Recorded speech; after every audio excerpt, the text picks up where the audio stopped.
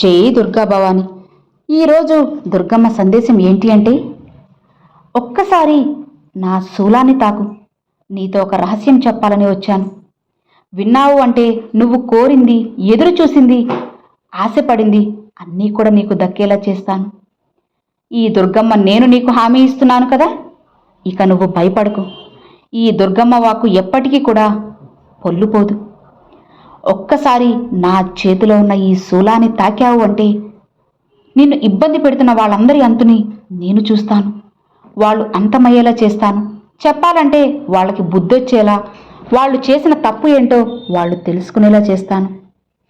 ఇకపై జీవితం అంతా గతంలో నిన్ను బాధ పెట్టిన వాళ్ళు భవిష్యత్తులో నిన్ను ఏమీ చేయకుండా చూసుకునే బాధ్యత నాది. ఇక నువ్వు కంగారు పడకుండా జాగ్రత్తగా ఈ దుర్గమ్మ చెప్పేది విన్నావంటే తప్పకుండా అన్నీ మారుతాయి. నేను చెబుతాను. ఇదిగో ఈరోజు నీ ముందుకు వాయు వేగంతో వచ్చాను. ఈరోజు ఇది ఖచ్చితంగా నువ్వు వినే తీరాలి. ఈ శుభకరమైన రోజున ఒక మంచి వార్త నీకోసంగా ఎదురు చూస్తుంది. ఒక శుభవార్త సాక్షాత్తు ఈ దుర్గమ్మే నీకు అందిస్తుంది. కాస్త మనసు పెట్టి విను. నువ్వు నా బంగారు బిడ్డవి. ఇప్పుడు మనసులో నువ్వు అనుకుంటున్నావు కదా, అందుకే నేను వెతుక్కుంటూ నిన్ను వచ్చాను. ఎప్పుడూ కూడా నన్నే తలుచుకుంటూ భక్తితో నన్నే మొక్కుతూ ఉన్న నా బిడ్డకి స్వయంగా నా చేతులతో అదృష్టాన్ని రాయబోతున్నాను. నీ నుదుటి రాతను మార్చబోతున్నాను. నీకు నీ జీవితంలో ఉన్న శత్రువులందరినీ కూడా తొలగించబోతున్నాను. నువ్వు పడుతున్న బాధలు, కష్టాలు వీటన్నిటినీ కూడా దూరం చేయబోతున్నాను.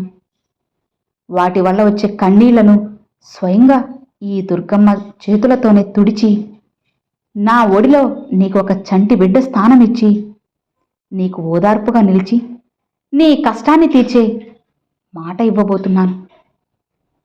నన్ను పిలుస్తూ ఉన్నావు కదా, ఆ విషయం గురించి, నీ మనసులో ఉన్న మాట గురించి నేను చెప్పడానికే వచ్చాను. నీకు ఏం చేయలేదు అని, నీకు ఇస్తున్న కష్టాల్ని నువ్వు దండనగా భావిస్తున్నావు. నువ్వు నా బిడ్డవై ఉంటే నా బిడ్డల్ని నేను దండిస్తానా చెప్పు? ఎందుకు అలా ఆలోచిస్తున్నావు? నిన్ను నువ్వు చూసుకోవాలని కొన్ని పరీక్షలు నీకు కూడా ఇస్తూ ఉంటాను. నువ్వు కలలో కూడా అనుకోకు నిన్ను శిక్షిస్తున్నానని. ఈ దుర్గమ్మ నీ తల్లి నిన్ను శిక్షిస్తుందా చెప్పు? నీ మనసులో ఉన్న అపోహని తుడిచిపెట్టు. ఇక నీకు కావలసిన విజయాన్ని నేను తప్పకుండా అందిస్తాను. నేను ఆ విజయాన్ని స్వయంగా నా చేతులతో నీకు అందిస్తాను. నీ జీవితంలో జరిగే అన్నిటినీ కూడా దండన అని నువ్వు అనుకోవద్దు, ఆశీర్వాదం అని అనుకో. అప్పుడు ఖచ్చితంగా అన్నీ మారుతాయి. అర్థమవుతుందా? బోధన అనుకో, పాఠం అనుకో, నీకు పెడుతున్న పరీక్ష అనుకో. నేను ఎప్పుడూ కూడా అమాయకులైన నా బిడ్డలను నేను ఒక తల్లి స్థానంలో నిలబడి నా బిడ్డల్ని ఆదుకుంటూ ఉంటాను. అమ్మా అని పిలవగానే వెతుక్కుంటూ వచ్చేస్తాను. నదిలో ఉన్న చేపలు ఏ విధంగా అయితే తనకలాడుతూ ఉంటాయో బయటపడగానే, అలానే చిక్కుల్లో ఇరుక్కొని తనకలాడుతున్న నా బిడ్డల్ని కాపాడాల్సిన బాధ్యత నాది. నీ దుఃఖమంతా కూడా నేను గమనిస్తున్నానమ్మా. చెడ్డవాళ్ళు ఖచ్చితంగా దండింపబడతారు. నీ తల్లే మారుస్తాను. నువ్వు నిశ్చింతగా ఉండు. నువ్వు ఎవరికైతే నీకు చేడు చేయాలి అనుకుంటున్నారో వారు ఖచ్చితంగా ఈ దుర్గమ్మ చేత శిక్షించబడతారు. నేను అందరినీ శిక్షించలేదు, వాళ్ళకి సరైన పాఠాన్ని నేర్పుతాను, గుణపాఠాన్ని అందిస్తాను, మంచి దారిలో వాళ్ళని మారుస్తాను. నీకు ఆపద కలిగించకుండా నీకు శత్రువులు అనుకున్న వాళ్ళని కూడా నీ ప్రాణమిత్రులుగా మార్చేస్తాను. వాళ్ళ మనస్తత్వాన్ని మారుస్తాను. నీకు నేను ఏది చేయాలో, ఏదైతే నువ్వు నా నుంచి ఆశపడుతూ ఎదురు చూస్తున్నావో అది ఆలస్యం అవుతుంది అని అనుకుంటున్నావు కదా, కొన్ని కారణాల వల్ల అది ఆలస్యం అవుతుందే తప్ప నీకు అదే జరిగి తీరుతుంది. ఈ దుర్గమ్మ ఏది కూడా చేయడం లేదు అని నువ్వు అనుకోవద్దు. అలా అనుకుంటే అది నీ పొరపాటి. నువ్వు ఎప్పుడూ అలా అనుకోకు. నీ ప్రశాంతత నీకు దూరం అవుతుంది. అలా అనుకోవడం వల్ల కాబట్టి నీకు అర్థమవుతుంది కదా, ఏదైనా సరే నువ్వు కోరింది ఇచ్చేందుకు ఈ దుర్గమ్మ ఎప్పుడూ కూడా సిద్ధంగా ఉంది. తీసుకునేందుకు నువ్వు తయారీగా ఉన్నావా? ఎంత సిద్ధంగా ఉన్నా నీ మనసు అలజడిగా ఉంది కదా. నేను నా అనుగ్రహాన్ని ఇవ్వను అని నువ్వు అపోహపడుతున్నావు కదా. ఎందుకు ఇలా ఆలోచిస్తున్నావు? నీకు నేను అప్పుడప్పుడు చెబుతూనే ఉన్నాను, సందేశాలను పంపుతూనే ఉన్నాను, బోధనలు అన్నీ నువ్వు గమనిస్తూనే ఉంటావు. నీకు అర్థమవుతుంది, నువ్వు చేస్తున్న ఆ పూర్వజన్మ పుణ్యం వలన నీకు ఈ దుర్గమ్మ బిడ్డవయ్యావు. ఈ అమ్మ మహిమలు నీ కళ్ళకు ప్రత్యక్షంగా చూసి నువ్వు తరించిపోతున్నావు. అలాంటప్పుడు ఎందుకు దిగులు, ఎందుకు ఇంత కంగారు పడుతున్నావు చెప్పు? నీకైన కాలం వస్తే తప్పకుండా నువ్వు అన్నిటికీ కూడా సమాధానం దొరుకుతుంది. అన్నీ కూడా నీకు కుదుట పడతాయి. నా బిడ్డలకు దిగులు, భయం అనేది ఏమీ ఉండకూడదు. ఈ దుర్గమ్మే నీకు అండగా ఉండగా అన్నిటినీ పక్కన పెట్టి నమ్మకంతో ముందుకు వెళ్ళు. ఈ దుర్గమ్మ నామస్మరణ చేసుకో. దానివల్ల సకల దుఃఖాల నుంచి నీకు మోక్షం కలుగుతుంది.